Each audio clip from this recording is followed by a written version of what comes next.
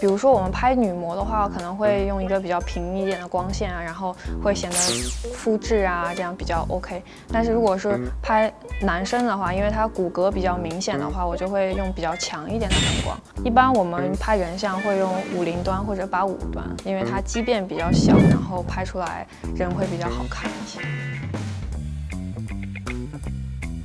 你构建一个人物，你在想他这种角色形象。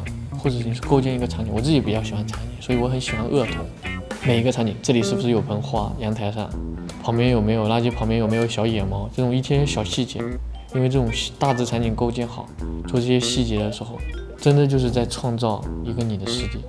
如果成功，最开心的应该就是你走在路上，有人在看着你的作品。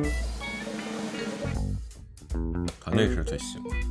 包括对面的团队也好，我们自己团队也好，就是我们可能场上是对手或者是队友，但是比如说就算是对手的话，我们下来都会一起，比如说出去喝点酒啊什么的。就场上可能都打起来，都去打架了，但下来我们照样去喝。这种就是氛围让我觉得特别舒服。就是说场上的事场上你解决就好了，场下的是我们算我们自己的。场上我们是对手，场下我们就是哥们。就这种氛围，也算是体育的一种魅力吧，就是特别吸引我。